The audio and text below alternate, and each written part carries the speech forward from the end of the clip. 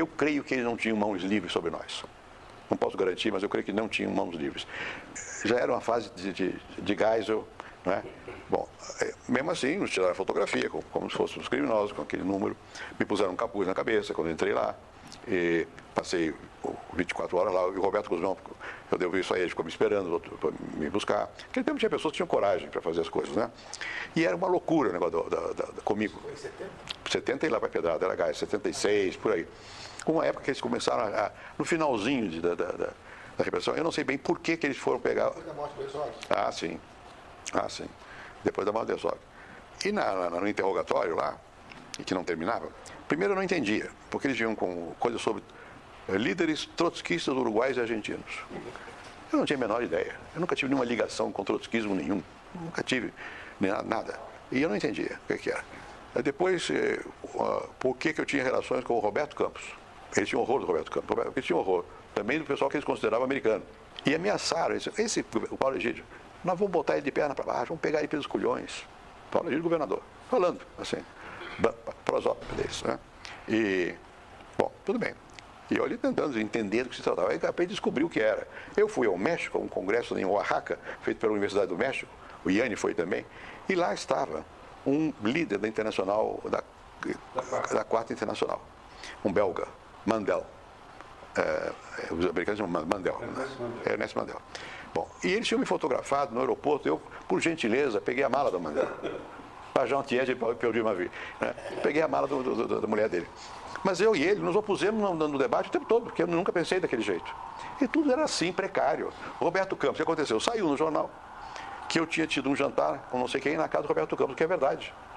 Mas isso na cabeça deles era, você vai do Mandel ao Roberto Campos. Você é traidor pelos dois polos, direita e esquerda. E o governador também. O clima era tal ainda nessa época, que quando a minha ameaçaram de torturar, mas não me torturaram. Eu vi gente torturada. Que eu me lembrei do meu pai, que também na Revolução de 22 foi preso, toda a minha família. Então, eles eram oficiais. Eu tentando lá no Instituto, no quartel da Rua Barão de Mesquita, onde vieram tortura, os tenentes estavam presos lá.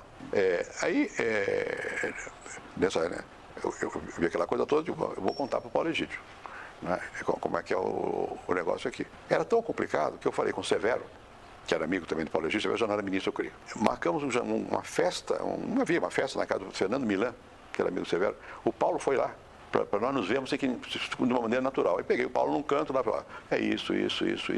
O Paulo, claro, estava do outro lado, do nosso, não era contra essas violências e tal coisa. E eu não garanto a vocês se foi antes ou depois do Herzog, porque eu me lembro que quando veio o negócio do Herzog, foi uma época muito confusa também. Né?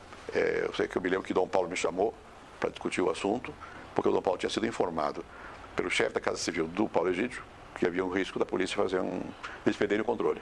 E Dom Paulo tinha que decidir se fazia missa ou não fazia missa. Decidiu fazer a missa. A mulher do Herzog foi minha aluna, e o Herzog era meu amigo. Ele morava na Inglaterra, mas nessa época eu na França. Ele vinha a Paris e eu ao cinema com ele. E a Clarice, até hoje me dou bem com a Clarice. Então, quando eu tinha chegado do Chile, para uma viagem normal ao Chile, ela foi lá chorando, que tinham matado o Herzog. Bom, e Dom Paulo, eu falei com ele, olha, ele então pediu que eu fosse à casa da mãe do Herzog. Eu fui com o Gabriel Bolaf. Não foi a casa da mãe, eu acho que era uma tia, que era na Rua Bahia mesmo. Eu chequei isso com a Clarice ou com alguém. Mas falei com a mãe do Herzog, estava desesperada. Por que eu fui falar? Porque ela é judia. E Dom Paulo queria que houvesse aquiescência. Aí esse rabino soube muito bem e tal. E ali foi Dom Paulo. Veio o Dom Helder para a missa, você se lembra?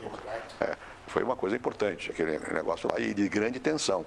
Paulo Egídio também, porque naquela época todo mundo tinha medo. Então, nesse período todo, quando a coisa endurecia, a gente não sabia por de onde vinha o perigo, mas vinha. Se tocasse a campainha à noite em sua casa, você morria de medo. Né? Porque não adianta você ter culpa, não ter culpa, não tem nada. Você entra numa faixa cinzenta de vida. Então foi isso, quer dizer, nesse tempo todo, o pessoal, mesmo não ligado a movimentos políticos de qualquer tipo, ou especialmente de luta armada, era considerado, tendo um pensamento independente contra o regime, era considerado inimigo por esses setores. Uma visão dessa natureza. O Golbery, seguramente, quando falou comigo, ele foi sincero, me parece.